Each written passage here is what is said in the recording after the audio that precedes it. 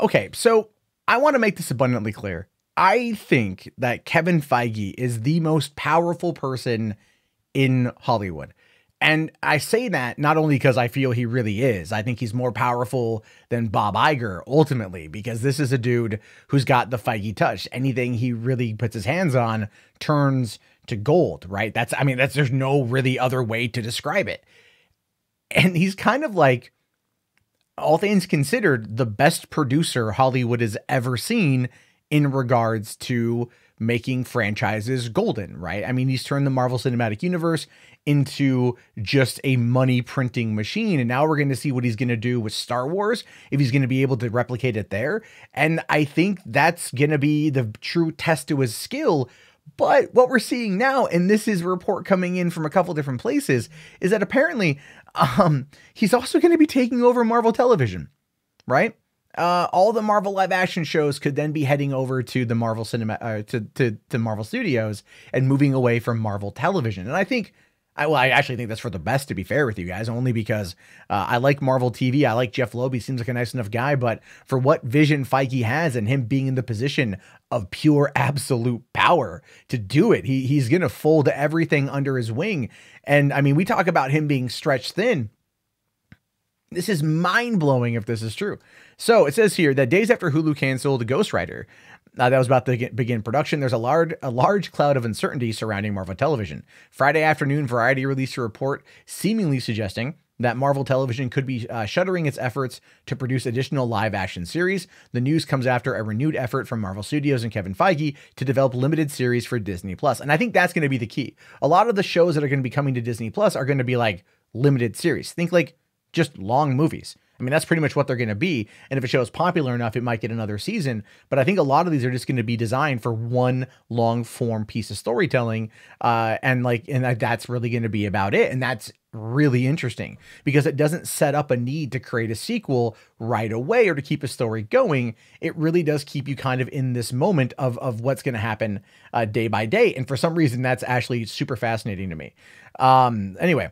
So according to multiple industry sources who spoke with Variety, Variety's Joe Otterson reports the perception throughout the industry is that live-action productions will be mostly, if not completely, moved away from Marvel Television, headed by veteran executive and producer Jeph Loeb, as Feige's unit ramps up production on its own Marvel series projects. And this is wild because I just reported that the Hollywood Reporter is saying that Spider-Man is going to be written out of the MCU, and that Deadline is reporting that Sony projects are going to be merged into the MCU, more or less like maybe like a dog touching noses, or it's very parallel and whatnot, kind of like Netflix Marvel shows in the MCU at large, where there was some tangential references from Netflix to the greater MCU, or Agents of S.H.I.E.L.D., what it was supposed to be. You know, I mean, like there's a lot that's happening today. Marvel is making its move. I think Feige is making his move to secure everything he needs. And I think Bob Iger at this point is just got a raging erection thinking about it. You know, he's like, oh my God, this is my son. You know, and it's a bold it's a bold move, but it further gives a middle finger to IKE PERLMUTTER, which I do believe is another reason why this might be happening. So, since news of Disney Plus first surfaced, Marvel Studios has announced 6 live-action shows, including The Falcon and Winter Soldier, Loki, WandaVision, Miss Marvel, Moon Knight, and She-Hulk. Marvel Television, on the other hand, currently just has 1 live-action program about to enter production in Hulu's Hellstrom, a show announced alongside Ghost Rider. Outside of that, the Loeb-led outfit has a 3rd season of Runaways, due out in December before Agents of S.H.I.E.L.D. debuts its 7th and final season. And you've also got Cloak and Dagger, which just wrapped up its 2nd season. And those do okay, but that's maybe more of like the teenage fare and whatnot. I mean, I tried getting into Runaways. I really did. I lost interest about 4 episodes in. So if it's any better, please let me know. I just haven't decided to run into it. But here's where it gets interesting. Feige shows are so far beyond anything Marvel TV has been able to do, one agent says in the report. He has access to all the MCU characters, and that the other Marvel live-action stuff just doesn't, not to mention way bigger budgets. Exactly. The studio, which is pulled in for Disney, like $20 billion, if not more, if you include home video sales, is clearly sitting on a bunch of cash in order to make these things work. And since Bob Iger wants to take on Netflix directly and wants to do these $100 million seasons for these shows, like The Mandalorian sitting at $100 million per season. That's what it says here. Again, it says reports have suggested that around the announcement of Disney's The Mandalorian, the House of Mouse is expected to dump around $100 million per series into its new offerings. In comparison, Marvel's television initial deal with Netflix allowed for a reported budget of $200 million for the initial seasons of Daredevil, Iron Fist, Jessica Jones, and Luke Cage. So they each had $50 million. So imagine like double the budget. Or no, it says, in case you're doing the math, that means Disney Plus shows get at least 4 times more money than Netflix dished out to any of the other defendants. And that's not really true. The math here is not right. If it would be $200 for the initial 4 seasons, that'd be $50 million a season. Anyway, the math is wrong there, but whatever. I'm not gonna hold it against them. So, okay, not counting for the aforementioned Hulu live action series, the only other productions in the work from Marvel TV are the adult-oriented The Offenders, which I am personally super excited for, like Howard the Duck, Hitmonkey, MODOK, Tigra, and Dazzler. And those are expected to hit next year in 2020. And so here's the thing. There's been talk for a while about whether or not Kevin Feige and Jeph Loeb have kind of made up and played nice. And I think if Jeph Loeb gets kind of like absorbed into what's happening in regards to Marvel Studios taking over these shows, then maybe there's a future for him.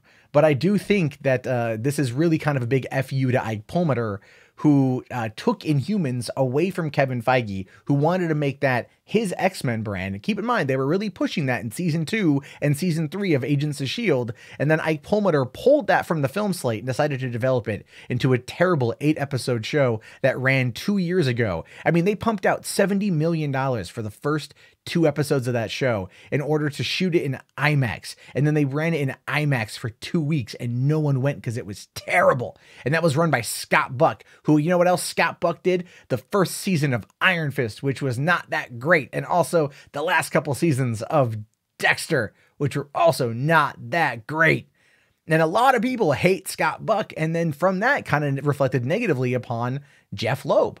Right. And so I think that Loeb, if this happens, he'll run the animated side of things. He'll maybe get the chance to build up a couple small shows here and there. He's not going to have anywhere near the budget. It's all going to be streaming, and whatever power he had is being taken away from him by Kevin Feige. And again, I think a lot of it is a major FU to IKE PERLMUTTER. I think just that's where things are with all this.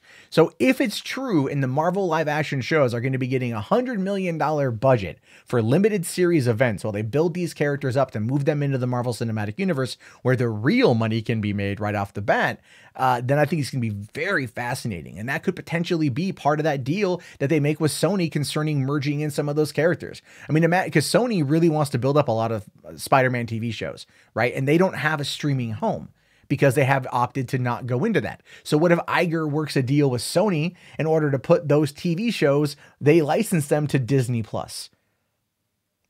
It's so much happening. It's so interesting. It's so crazy.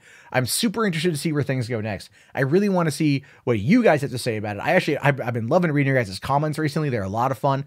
Be sure to let me know down in the comments below what you guys have to say about this. If you made it this far in the video, go ahead and type in, I don't know, let's say Daredevil, because that's the show I want coming back, right? You guys may want that. I want that. Down in the comments below. Be sure to give a like, subscribe if you're new, and check out patreon.com/Matt Jarbo if you want to help support the channel, which I hope you do, because it keeps this kind of content coming on a daily basis. Anyway, I leave it to you. Have yourself a fantastic day, guys, and peace out.